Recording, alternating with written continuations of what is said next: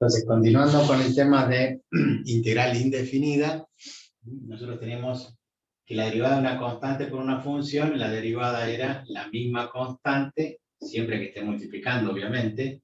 La derivada del seno era coseno de x. De la misma forma, cuando nosotros integremos y tengamos 3 por x al cuadrado, diferencial de x, cuando vamos a integrar, entendemos que esto es una constante, sale fuera del signo integral y queda multiplicando. Por lo tanto, luego aplicamos la reglita de x a la n, que sería x al cubo sobre 3. Lo que sumamos lo ponemos como divisor. Y que además teníamos que poner siempre más una constante. Pueden poner más c, más k, más h, el nombre que le quieran poner a la constante.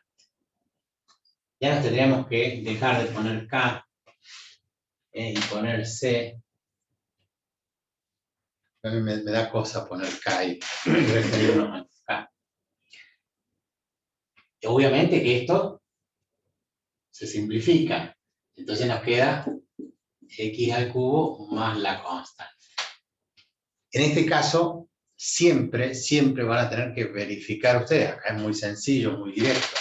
¿Verificar qué cosa? Que si nosotros derivamos esta función, nos tiene que volver a dar la función del integrando, que sería 3x al cuadrado, y obvio que si yo derivo 3x al cuadrado bajo el exponente y le resto 1, me queda exactamente lo mismo. Muchas veces las integrales no verifican por un signo, por un número. A veces nos olvidamos de la constante, a veces nos olvidamos del signo, y no tiene entonces... No es correcto el resultado. Dicen, bueno, a veces perdonamos el error de un signo, no lo perdonamos. Todo depende en qué contexto estén trabajando. Por ejemplo, nosotros tenemos muchos reclamos en física. En ingeniería enseñamos física. Y bueno, el signo es fundamental, porque el signo, en muchas variables físicas, tiene que ver con el sentido. Así como hablamos de vectores, nosotros en geometría, en que si el resultado nos dio negativo, estamos considerando que la velocidad va en el sentido contrario, y eso conceptualmente no es lo mismo. La temperatura, la velocidad, la aceleración, y tiene mucha importancia un signo. Y si no, cuando lean ustedes un resumen de la cuenta del banco, no es lo mismo que esté un más que un menos. Cuando le acreditan un dinero en una cuenta, le ponen más 2.000 pesos. Y cuando ustedes le debitan de una tarjeta o hacen alguna operación, le ponen menos tanto. Y no es lo mismo que te pongan más que te pongan menos. Todos quisiéramos que le pongan siempre más. Pero cuando hay algo que nos equivocamos en un signo, en economía es importantísimo poner más o menos. ¿Esto por qué? Porque me lo reclaman ustedes y ustedes obviamente después a sus alumnos, o sus alumnos a ustedes cuando estén enseñando, y ya les ha pasado, así, pero un signo. Con un signo cambia todo. Es tan importante no solamente el signo, sino el resultado, que a veces causa cambios muy drásticos. Nosotros en ingeniería, en las tablas, decimos, por ejemplo, si la sección o el diámetro del eje es hasta 15 milímetros,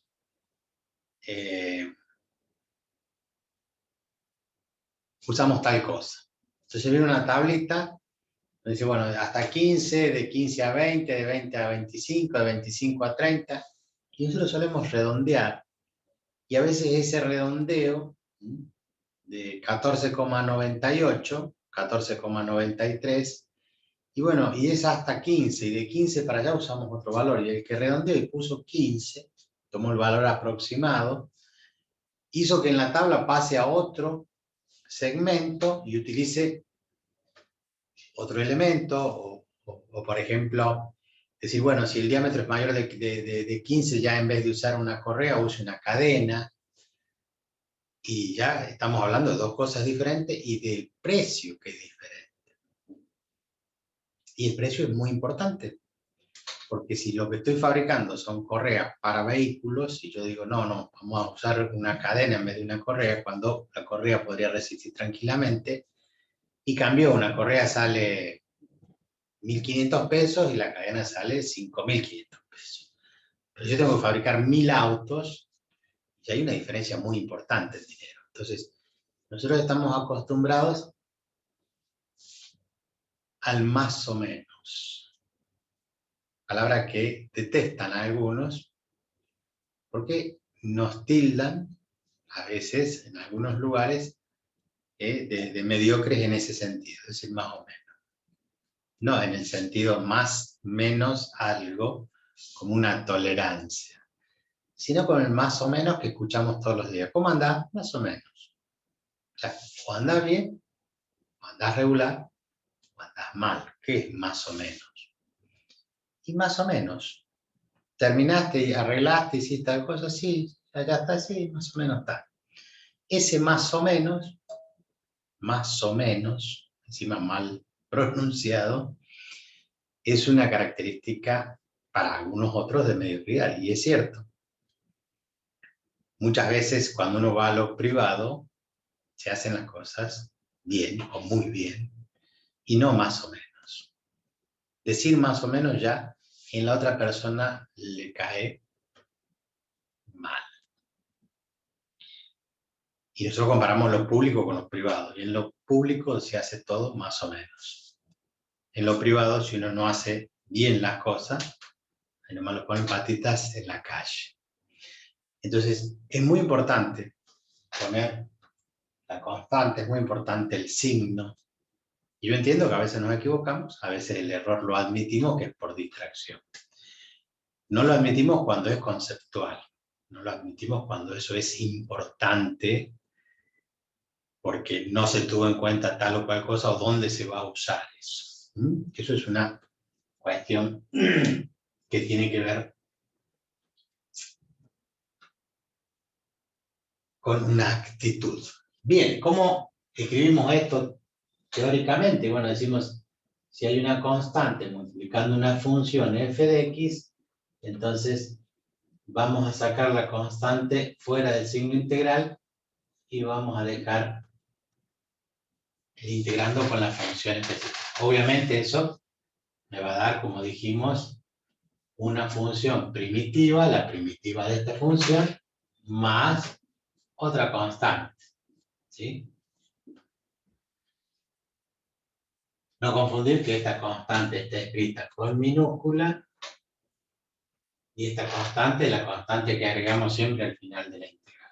Otra de las cuestiones que analizamos es que si yo tengo la suma de f de x más menos g de x, o podemos poner más g de x menos h de x, una sumatoria, la integral de la suma, así como la derivada de una suma es igual a la suma de las derivadas, y esto lo podemos separar en la integral de f de x diferencial de x, más la integral de g de x diferencial de x, menos la integral de h de x diferencial de x. O sea que vamos a separar las integrales de acuerdo a los sumandos. Entonces la integral de una suma es igual a la suma de las integrales.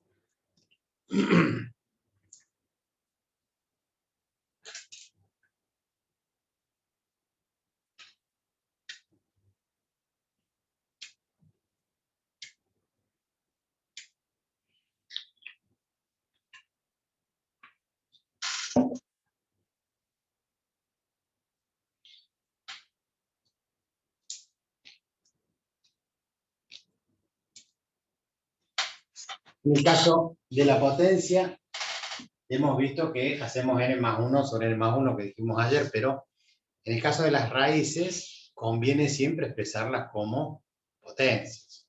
O sea que si yo tengo la integral de la raíz enésima de f de x, vamos a poner x diferencial de x, entonces siempre vamos a trabajar con x elevado a la 1 sobre n diferencial de x, entonces esa integral le aplicamos la regla de la potencia. En ese caso tendríamos x elevado a la 1 sobre n más 1 sobre 1 sobre n más 1 más una constante. Si la raíz está en el denominador, se transforma en potencia y se lleva al numerador. O sea, si llego a tener la raíz del diferencial de x, la integral, perdón, de la raíz de esta forma, ustedes saben que además de poder transformar esto en x a la 1 sobre n, luego lo llevamos al numerador como x a la menos 1 sobre n, diferencial de x. Recuerden que esta reglita se aplica a la potencia, pero cuando está en el numerador, no en el denominador. Entonces, vamos haciendo transformaciones. Esto puede estar elevado a otro exponente. Puede ser x a la m, o a la h, o a lo que sea, y lo mismo, expresamos la potencia, el exponente como numerador y el índice como denominador. Y luego lo llevamos al numerador cambiando el signo. Y obviamente, a partir de allí sabemos que es el menos 1 sobre n, hay que sumarle 1, y es el menos 1 sobre n, hay que sumarle 1, más una constante. ¿Estamos? Entonces, cada vez que tenga raíces, aplico eso. El de la raíz cuadrada es un caso particular. Entonces, yo tengo el diferencial de x sobre la raíz cuadrada de x. En realidad, yo sé que la derivada de la raíz cuadrada de x es un medio de la raíz cuadrada de x. Podemos poner x a la 1 medio, llevarlo de arriba como x a la menos 1 medio y aplicarle la potencia. Pero por allí es más fácil si nosotros ponemos el diferencial de x sobre la raíz de x y hacemos este artificio bastante sencillo, que es multiplico y divido por lo mismo. De tal forma que yo el 2 lo puedo simplificar. Pero ¿qué es lo que vamos a hacer? Vamos a utilizar esto. O sea, el 2 está afuera de la integral y me queda el diferencial de x sobre 2 raíz de x.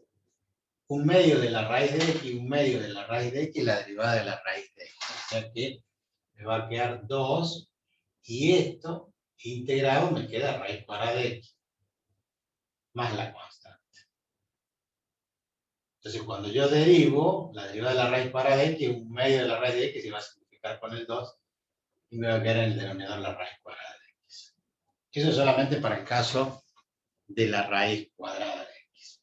Como esto hemos visto muchísimas otras funciones que vamos recordando para las tablas de integrales. Esto siempre es una introducción y es algo de una revisión de la tabla de derivadas. En un examen jamás le vamos a poner ejercicios así tan sencillos, ¿no? Esto, como para que vamos entrando en calor, esto se llama precalentamiento, ¿eh? Como estamos por jugar un partido de lo que sea, ¿eh? Vamos precalentando. Después vamos a ver que tenemos un montón de métodos, ¿sí?, donde aplicamos esto, pero al final, cuando ya lo tenemos reducido, hacemos la aplicación de la tabla. Por eso la tabla hay que saberla como todas las otras tablas que estudiamos. Bueno,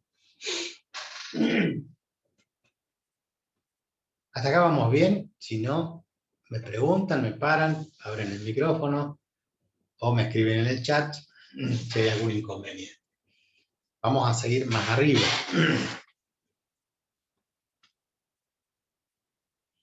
Entonces, como dijimos, otras que usábamos nosotros, por ejemplo, la integral de a a la x diferencial de x. Yo sé que esa era una función que derivada e a la x me daba e a la x. Por lo tanto, la integral de e a la x también es e a la x más la constante. La derivada de e a la x es e a la x. La derivada de la constante es 0. Ahora, si en vez de tener e a la x teníamos a la x diferencial de x, recordamos que cuando teníamos a la x, la derivada de a la x era a la x por el logaritmo natural de la base. En este caso, nosotros vamos a decir que es a la x sobre el logaritmo natural de a más la constante. Cuando derive a la x, esto va a ser una constante.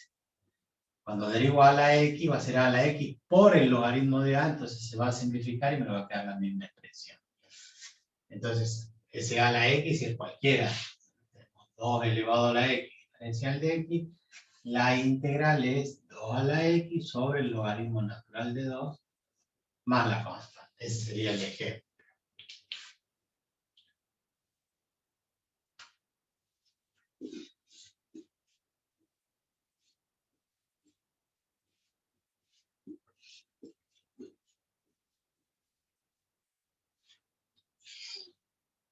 El logaritmo no, porque nosotros sabemos que la derivada del logaritmo de x es 1 sobre x, pero para integrar el logaritmo de x ya vamos a tener que utilizar otro artificio, no artificio, sino un método de integración que se llama integración por partes. Vamos a ver algunas otras que aparecen en tabla directamente, algunas las vamos a demostrar nosotros, otras no. Esperen que busque.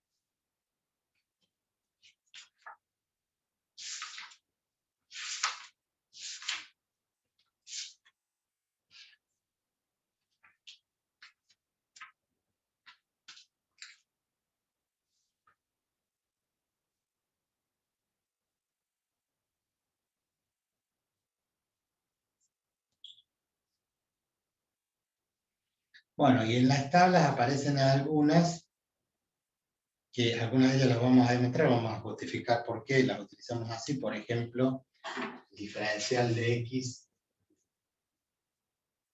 sobre a cuadrado más x cuadrado. Y si esto fuera 1 al cuadrado, que sería 1 más x cuadrado, sería el arco tangente de x.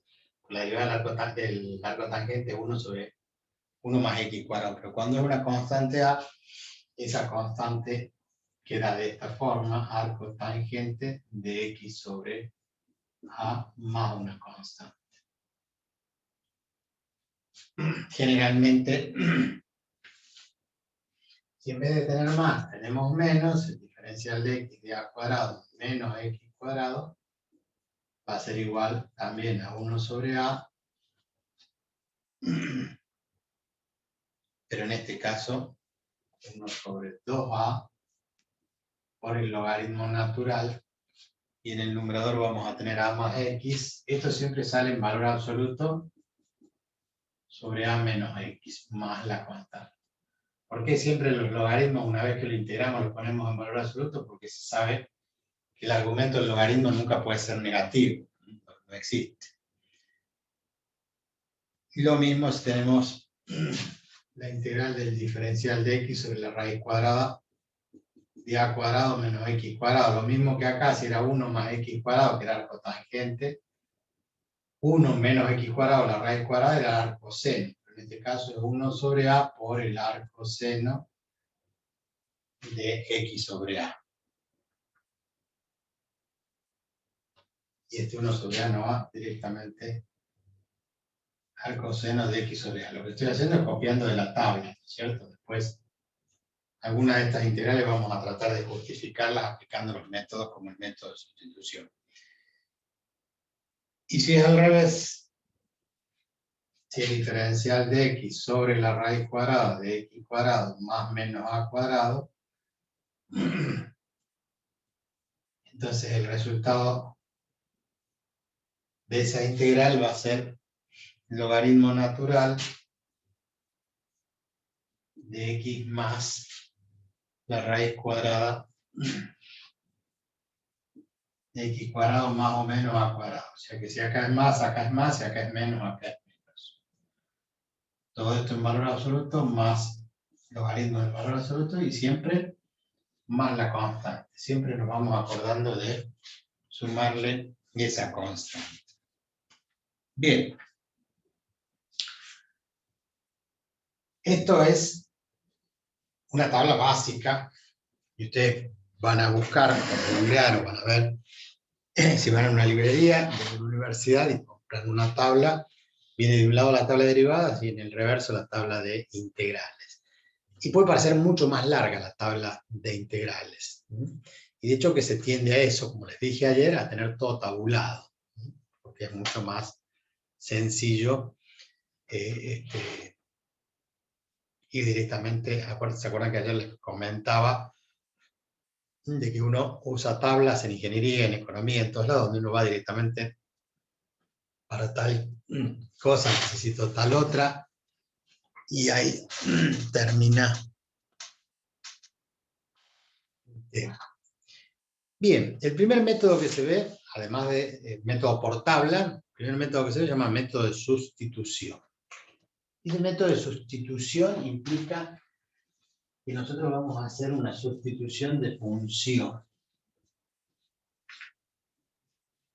Un cambio de variable. ¿Para qué? Para poder integrar.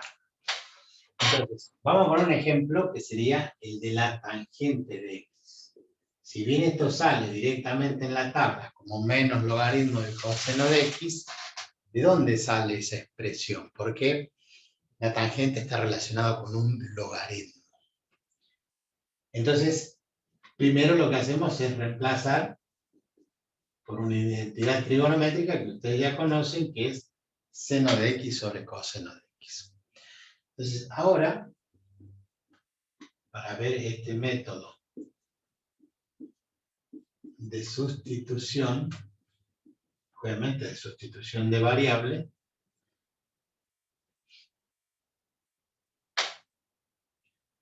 a eso le vamos a llamar con el nombre que ustedes quieran. Por ejemplo, u. Y vamos a hacer una sustitución donde u va a ser coseno de x, una función de otra función, ¿sí? Tenemos una función de x y ahora tenemos u como función de x. Como poníamos y igual a coseno de x, nada más que en vez de llamarla y, la llamamos u, h, el nombre que ustedes quieran. Y lo que hacemos es derivar miembro a miembro, pero en realidad lo que hacemos es diferenciar, o sea, calcular el diferencial. La derivada de una variable vale 1 por el diferencial de u. El 1 no se pone nunca. La derivada del coseno de x es menos seno de x por el diferencial de x. Entonces siempre vamos a tomar una función que le vamos a llamar con un nombre cualquiera y a esa igualdad la vamos a diferenciar. La vamos a derivar y multiplicar por el diferencial. La derivada de una variable es 1 por el diferencial de esa variable. La derivada del coseno es menos seno por el diferencial de esa variable. Entonces acá aparece el diferencial de x, que despejado es igual al diferencial de u, y todo este menos seno de x que está multiplicando el diferencial de x va a pasar por dividir. Entonces, en la sustitución nos va a aparecer la integral del seno de x sobre u, porque a todo esto yo he llamado una nueva función u que sabemos que es función de x, por el diferencial de x, pero el diferencial de x en función de la variable u es diferencial de u sobre menos seno de x. Entonces, obvio, el seno de x con el seno de x se cancela, entonces me queda la integral de ¿quién? Del diferencial de u sobre u. El menos lo puedo poner adelante como si fuera menos 1. Sacamos el signo como si tuviéramos un menos 1 por seno de x, sale fuera del signo integral como una constante menos 1, directamente ponemos menos. Acuérdense que el 1 es el elemento neutro. Menos, ¿qué cosa? El diferencial de u sobre u. Entonces acá es lo mismo que ustedes tengan menos la integral de 1 sobre u por el diferencial de u. ¿Qué cosa derivada da 1 sobre u? El logaritmo natural de u. O sea, si yo digo que la integral de 1 sobre u es el logaritmo natural de u, pongo entre paréntesis, más una constante, porque la derivada del logaritmo de u es 1 sobre u. Pero ¿quién es u? El coseno de x. Entonces, ¿cómo queda esto? Me queda entonces que la integral de la tangente de x diferencial de x es igual a menos el logaritmo natural de u, pero u es el coseno de x, más la constante. Esto es lo que aparece en la tabla. Menos logaritmo de el valor absoluto del coseno de x. ¿Está bien? Sí, porque si yo tengo que la función es menos logaritmo del coseno de x, más la constante, y lo derivo, la derivada, el signo menos queda, por la derivada del logaritmo de algo, que es 1 sobre ese algo. Derivé el logaritmo ahora por la derivada del coseno. La derivada del coseno es menos seno de x, más la derivada de la constante, más seno. Entonces el menos con el menos se hace más, y me queda seno sobre coseno. Menos por menos más, seno sobre coseno. ¿Pero quién es seno sobre coseno? La tangente de x. Entonces ahí queda derivado y demostrado que si esta expresión yo la derivo, vuelvo a la función original. Así es el método de sustitución de variable. Siempre, siempre tomamos algo, lo llamamos, es como trabajar con una función de otra función. Inventamos una función para poder simplificar. ¿Cómo nos damos cuenta? Es muy difícil al principio. Cuando hacemos 100, 200, 300 ejercicios, porque además después tenemos que ver que hay otros métodos. Entonces, primero, ¿cómo sé qué método aplicar? Bueno, la única forma es la práctica, hacer muchos ejercicios. Muchos es sinónimo de muchos, mucha cantidad. Cuando yo estudiaba en la universidad en primer año, en Buenos Aires, tenía este libro, el Piskunov. Entonces, nosotros no paramos hasta terminar de hacer los ejercicios. Yo les muestro el libro. Ahí arranca con integrales. ¿Sí? Entonces, luego sigue.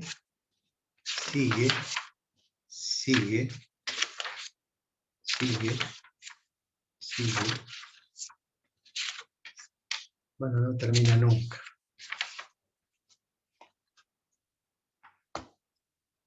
Quiero mirar el número.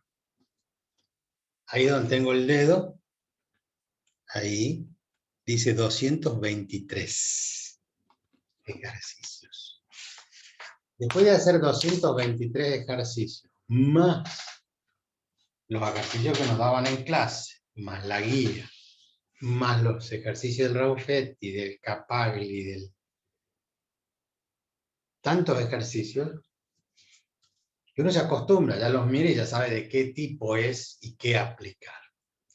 Y si no sabe, se equivoca, aplica un método y verifica que no lo puede resolver y bueno, está mal. En esto tenemos la ventaja que si sabemos derivar, listo. Termino el ejercicio, lo derivo y me tiene que dar bien. Nos podemos equivocar acá de entrada nada más y haber dicho, ¿qué pasa si yo, en vez de haber elegido el coseno de x como u, hubiera elegido el seno? Total, la derivada del seno es coseno. Entonces, hubiéramos hecho el ejercicio y decir, bueno, la integral del seno de x sobre el coseno de x diferencial de x, al seno de x lo llamo u, o lo llamo h, para cambiar. Entonces, h es igual al seno de x. Entonces, el diferencial de h siempre pone el nombre valor del diferencial, porque la derivada de h es 1 por el diferencial de h. La derivada del seno es coseno de x por diferencial de x. Por lo tanto, despejado el diferencial de x, me da diferencial de h sobre coseno de x. Entonces, cuando sustituimos, nos queda la integral del seno de x, que vale h, sobre el coseno de x, por el diferencial de x. Pero el diferencial de x vale diferencial de h sobre coseno de x. Entonces nos queda la integral de h sobre el coseno cuadrado de x diferencial de h. Nos queda la variable h y la variable x, o sea, peor. ¿Qué hacemos? Tachamos. No. Pruebo entonces con el denominador. ¿Por qué? Porque con el denominador se simplifica la otra función. El asunto es que se tiene que simplificar, o mejor dicho, en este método de sustitución, cuando yo cambie variable, tiene que quedar una sola variable. No pueden quedar las dos. Si quedan las dos y no las puedo simplificar, es signo de que elegí mal, pero no es porque hice mal el ejercicio, porque uno va probando.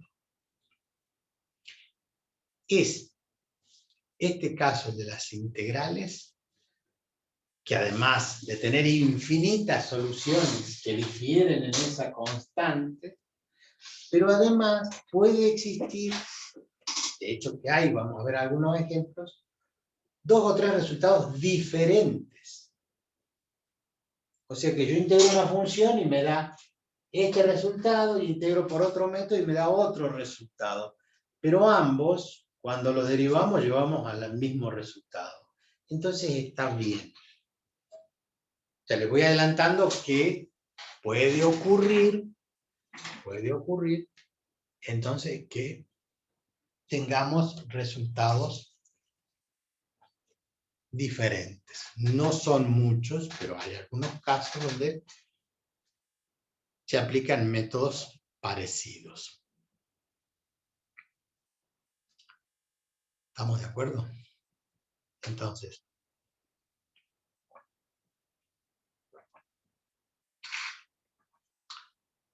ustedes van a ir al Albino o al YouTube y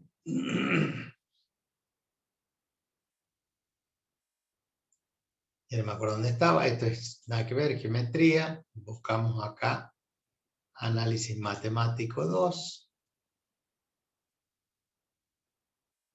Van a sitios, clases grabadas.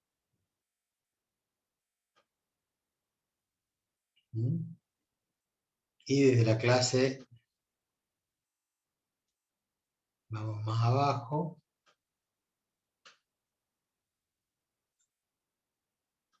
Clase 5, recta tangente. Clase 6, máximos y mínimos. Clase 7, integral indefinida, método de sustitución. Clase 8, integración por sustitución. Clase 9, método. Acá hay otro método. Por lo menos que ustedes vean esos dos videitos, que es una sola clase, son 30 minutos y 30 minutos, para ver los métodos de sustitución. Ven eso, ven si los pueden resolver, miren la clase, la van frenando, van atrás, adelante, hasta que después se animan, lo hacen ustedes, los ejercicios. Y allí podemos ir a la guía y ver la guía de ejercicios. No sé si estará ya subida la guía de ejercicios, si está. Hay 4 guías. La guía número 1 dice integral indefinida. Entonces se ponen a practicar con los ejercicios de integrales indefinidas. ¿Cuántos ejercicios hay? Algunos. Les muestro para que no se asusten.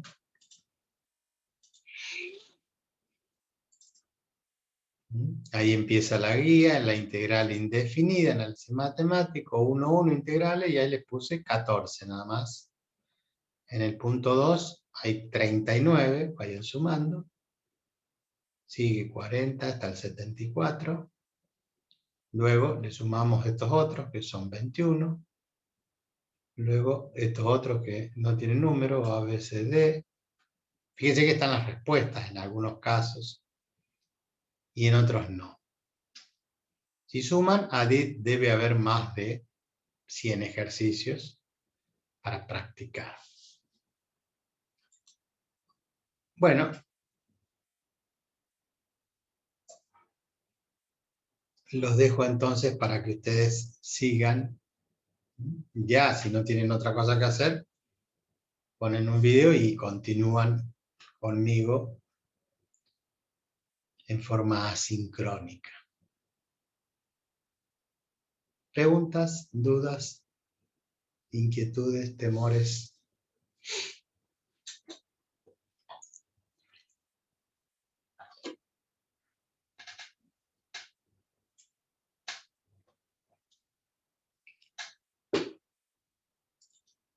Nada.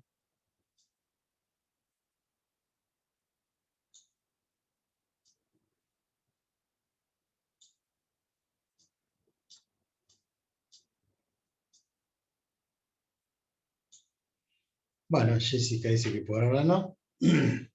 Entonces nos estamos viendo mañana, si Dios quiere, con estudio integral de la geometría. Si no, la semana que viene, el martes, el miércoles con análisis 2, miércoles y jueves.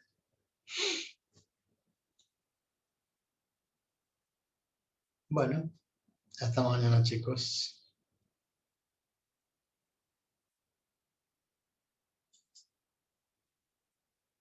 Vamos a parar la grabación.